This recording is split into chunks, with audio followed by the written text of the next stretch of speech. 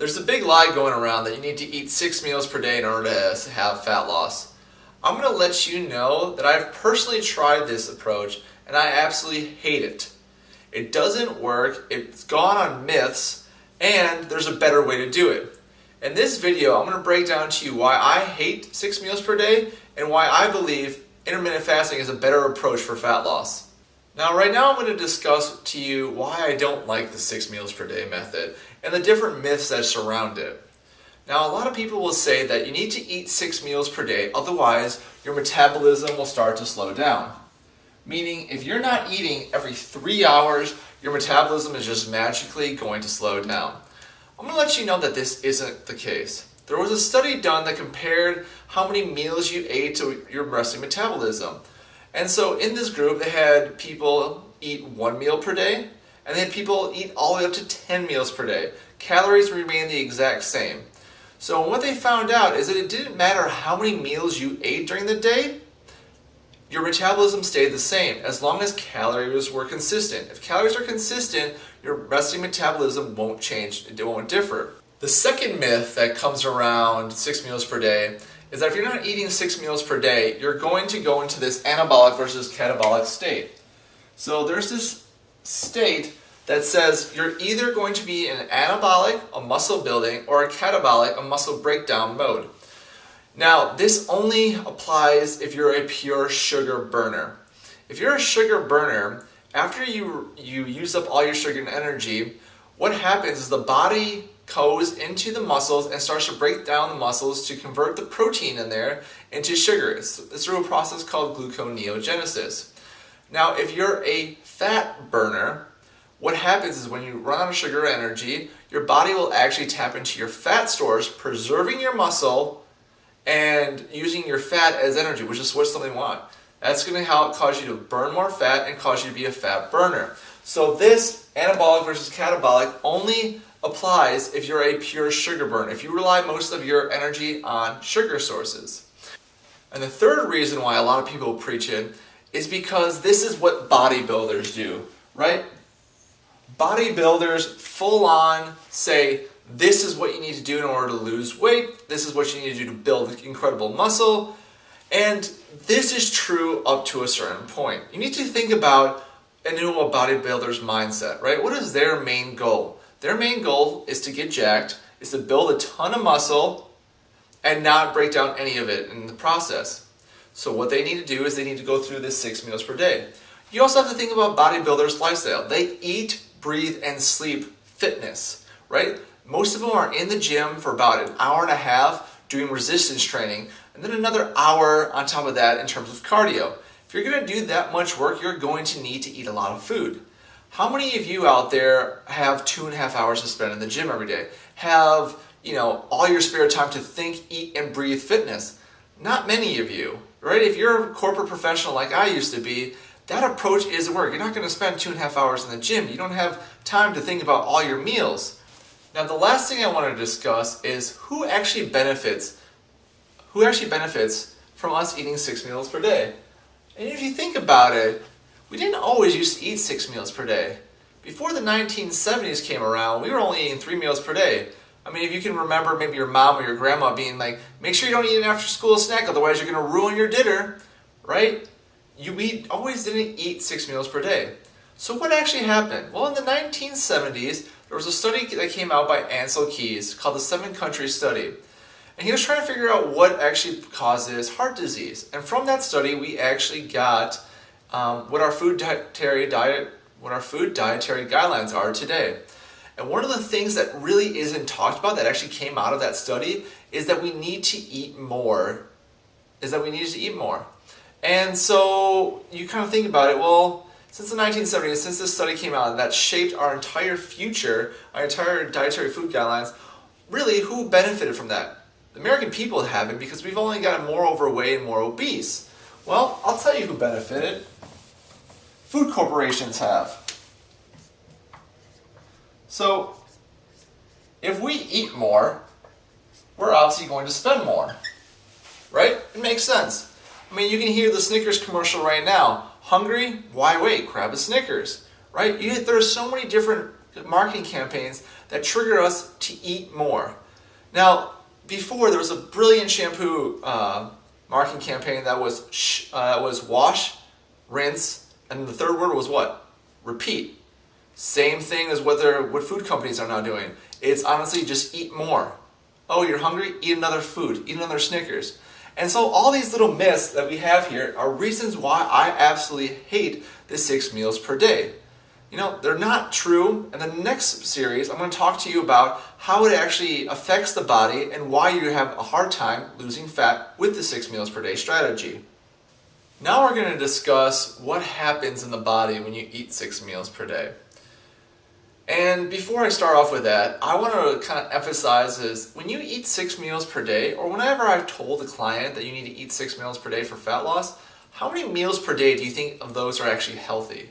How many of those does a busy person actually have time to prepare and make 6 healthy meals? Right? Not very many people can do that. Most of the time, if I'm lucky, I maybe got 2 or 3 good meals. So I'm going to show you an example of 6 meals per day. We're going to assume this person is eating pretty healthy, right? And so what happens is a person will wake up at 6 a.m. or so and they'll have their typical breakfast. So they'll have a bagel, they'll have their cereal, they'll have the kind of the typical American breakfast. And what happens is your blood sugar starts to go up. So blood sugar comes to go up and at one point it'll start to stabilize and start to come down. Well, what happens when your blood sugar rises is your insulin rises. And insulin is a storage hormone. Most of the time, all the things you get eaten get stored into fat and not into muscle. So when blood sugar rises, insulin increases, your body goes into this fat storage mode. And so for this period of time from 6 a.m. to 9 a.m., you're in a fat storage mode. Well, what happens? What do? At 9 a.m. rolls around, snack time, guess what happens? Your insulin levels and your blood sugar go back up. So you're going to be in this fat storage mode even more. Again, it's going to go up, stabilize, and then it's going to start to go down. Your blood sugar is going to start to go down. But, well, it's noontime now, so what are you going to do? Well, hey, it's noontime, lunchtime, we're just going to go out to eat, and your blood sugar is going to spike again, and your insulin level is going to go up. You're going to be in this fat storage mode. Your body is going to be in this fat storage mode practically from 6 a.m. all the way to 12 p.m. because you're constantly eating throughout the day. The only time you're actually going to be in a fat burning mode is probably from about 12 a.m. to 6 a.m. if you're lucky. Now, this is one reason why people struggle with 6 meals per day. One, because they can't eat 6 healthy meals per day. It's just really not feasible for the common person. 2, we sit around too much and we don't really ever use off any of the energy we use. So there's no real need for us to do 6 meals per day. And if we're sitting around and just eating, what is our body going to do? Well, blood sugar is going to spike, insulin's going to go up, and we're going to be in a fat storage mode. And we're going to be in a bigger fat storage mode than we are into a fat burning mode. And so what's going to happen is you're going to naturally just gain weight. There's no other way around it. In the next few series, I'm going to show you why intermittent fasting is my preferred choice. What actually happens with the body and how you're able actually to lose weight faster with it. Now, before we get into intermittent fasting, I want to show you guys an approach of what I actually like to do with my clients before I actually get them to intermittent fasting. And that's just 3 meals per day. Now, the same rules are going to kind of apply as what we did just talked about in the 6 meals per day, except we're going to do for 3. We'll see what happens in the body. So, with 3 meals per day, you're going to wake up at 6 a.m. and have your breakfast. So what's going to happen is your blood sugar and insulin are going to spike just like before, and you're going to be into this fat storage mode. Nothing's going to change there. But since you're not eating at 9 a.m., your blood sugar is going to continue to fall down, your insulin level is going to fall down, and you're eventually going to get into a fat burning mode during the day. Now remember, for the 6 meals per day, we only got into a fat burning mode at the very early part of the morning. Now we're actually going to get into a fat burning mode during the day. So again, the same thing happens, comes along, 12 p.m. comes around, lunchtime, blood sugar is going to increase, insulin's going to increase, and then you're going to be into this fat storage mode. But because you're not eating at 3 p.m., that afternoon snack, what's going to happen? Well, blood sugar is going to go down, insulin's going to go down, and you're going to again going to be into this fat burning mode during the day. 6 p.m. comes around, you have a late night dinner, and you come in and you can see that your fat burning modes are much, much greater this time than your fat storage modes, which is what you want if you're looking to lose weight. Now this is with a 3 meals per day approach. Let's figure out now what happens when you use intermittent fasting. Well, intermittent fasting is all we do is we shift this breakfast time this way. So we erase this fat storage mode since we're not eating breakfast. And what's going to actually happen is this is going to continue down into a fat burning mode, and you're going to get a much greater effect in terms of fat burning.